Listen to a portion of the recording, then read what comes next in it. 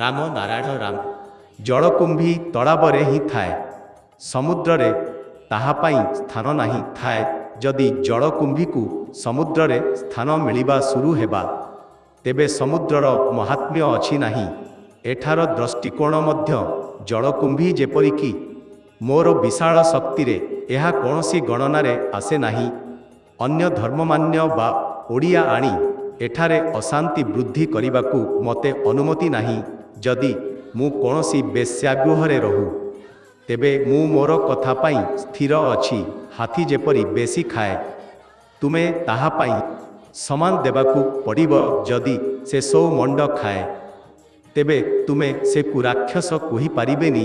ଯଦି ମୋର କାମ ବେଶ୍ୟାଗୃହରେ ହେଉଛି, ଯଦି ମୁଁ ମୋର କାମରେ ଗନ୍ଦଗୀ ନେଇ ଘୁମୁ, ସିନେମା ଦେଖିବା କିମ୍ବା ଶରାବ ପିଇ ମୋର କାମ କରିବି, ତେବେ ସେଥିରେ କୌଣସି ତ୍ରୁଟି ନାହିଁ। ମୋର ପଥ ଏବଂ ମାର୍ଗ ଓ ସମ୍ପୃକ୍ତ କରାଯିବା ସୂତ୍ରରେ କୌଣସି ବିରୋଧ ନାହିଁ। ତୁମେ କରିବା କିମ୍ବା ନ କରିବା, ମୁଁ କିଛି କହିବି ନାହିଁ। ଯଦି ମୁଁ ବ୍ୟକ୍ତିଗତ ଭାବେ ଏହି ସବୁ କରିବାକୁ ଚାହେଁ, ଯଦି ଏହାରେ ମୋତେ କୌଣସି ବାଧା ନାହିଁ ପଡ଼ୁଛି, ତେବେ ସେଥିରେ କିଛି ତ୍ରୁଟି ନାହିଁ। କୌଣସି ଏପରି କଥା କହିପାରେ ଓ ଏପରି କଥା ସେମାନେ କହିପାରିବେ ଯେଉଁମାନେ ସହଜତାର ଶକ୍ତି ନେଇ ଆସିଛନ୍ତି।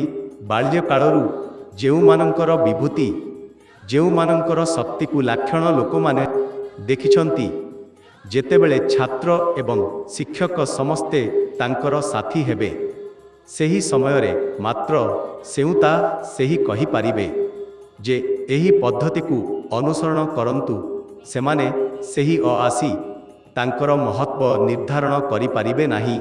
ଯଦି କୌଣସି ମୁସଲମାନ ଦଙ୍ଗାର ସମୟରେ ତିଳକ ପାନ୍ଧା ଲଗାଇ ହରିନାମ କରୁଛି ଏବଂ କିଏ ତାଙ୍କୁ ଚିହ୍ନଟ କରି କୌଣସି ହାରି ମାରିଛି, ତେବେ ମୁହଁରୁ ଆଲ୍ଲାହ ନିକଳି ଯିବ। କୌଣସି ଜଣେ ଚାହେଁ ଯେତେବେଳେ ବଡ଼ କାହିଁକି ସେ ନକଲି କଥା ଦେଇ ଏବଂ ସତ୍ୟ ପ୍ରକାଶ କରିବ, କାରଣ ସତ୍ୟ ଏବଂ ମୂଳ କଥାକୁ ସେମାନଙ୍କର କଥା କହିବା ପଦ୍ଧତିରୁ ମାତ୍ର ବୁଝିପାରିବ।